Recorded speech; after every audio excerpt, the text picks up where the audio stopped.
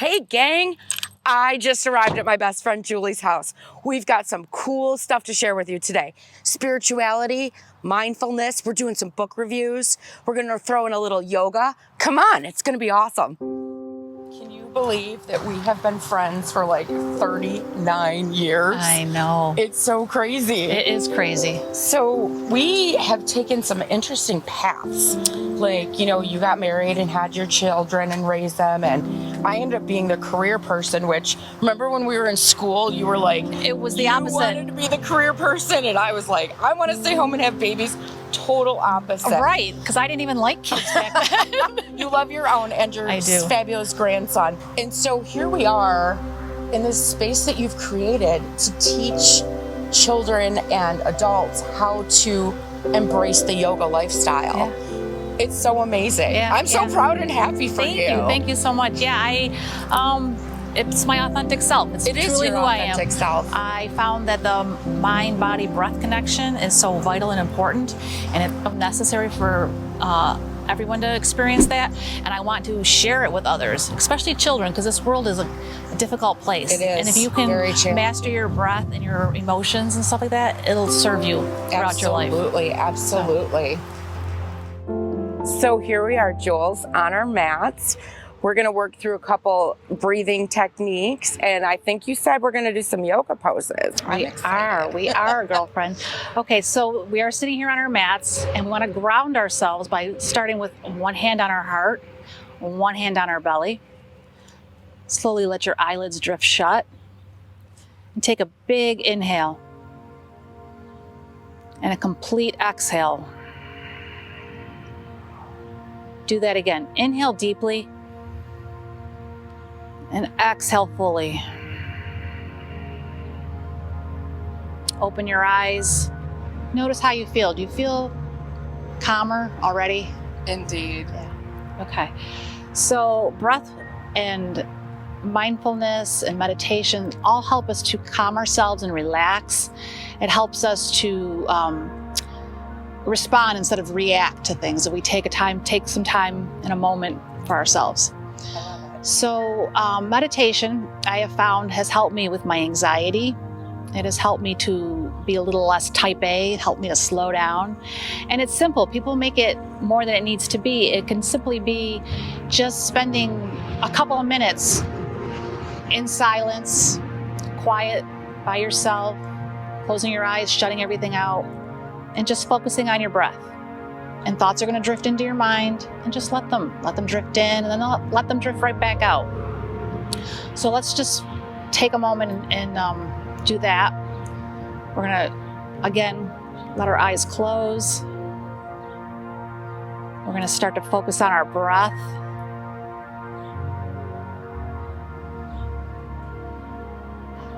You're going to just watch your breath move in and then move back out.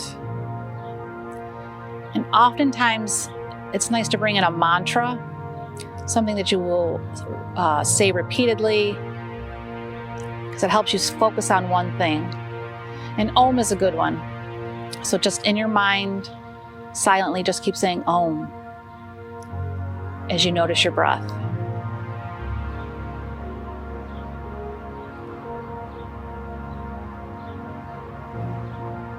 Just bring your awareness back to where you are. Allow your eyes to drift open. And notice that even deeper feeling of relaxation, even more so than just the breath, just letting your mind be quiet. Now I'd like to flow through some easy yoga poses, just a few simple ones. And we're going to start out by coming into child's pose. So bring your hands forward, let your knees be wide, let your toes touch in the back, drop your torso down, and then let your head rest on your mat. Don't try to hold it up, just let it rest. And start to notice your breathing once again.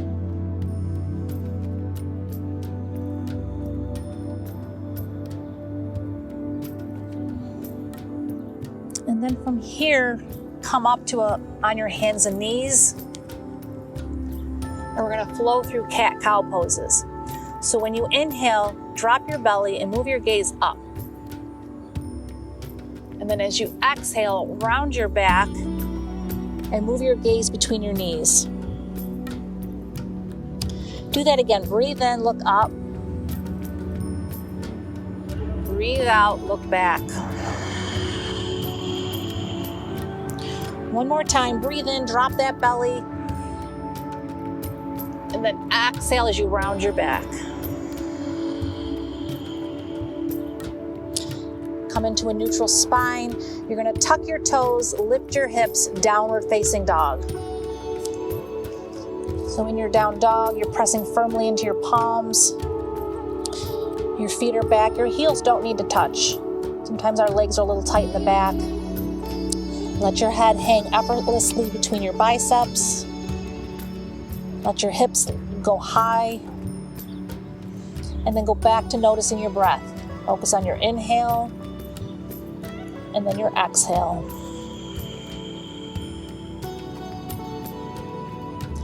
And from our down dog, we're going to shift forward into a plank. Just shift yourself forward, and then we're going to slowly lower our bodies all the way to the ground. It's not a race, just lower. And then inhale, lift your shoulders up, lift your head up, cobra pose. And then exhale as you lift your hips back up to down dog.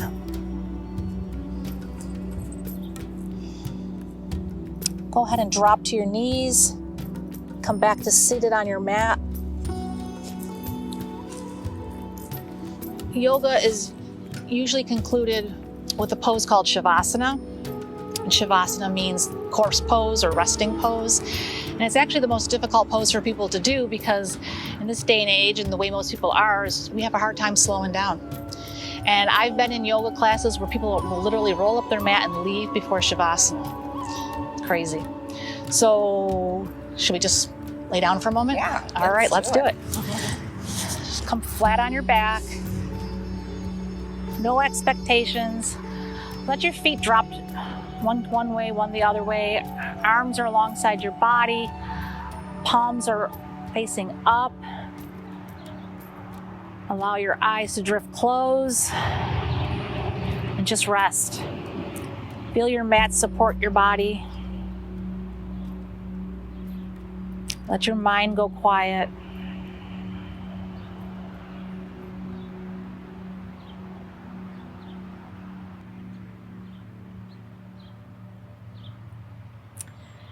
Gently bring your awareness back to where you are. Bend your knees, place your feet on the mat, and then roll onto one side. Doesn't matter which one. Just roll onto your side and pause there.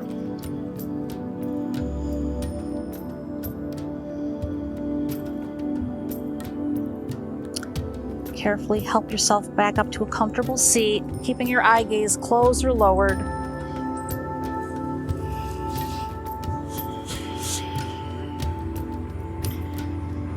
Bring your palms together.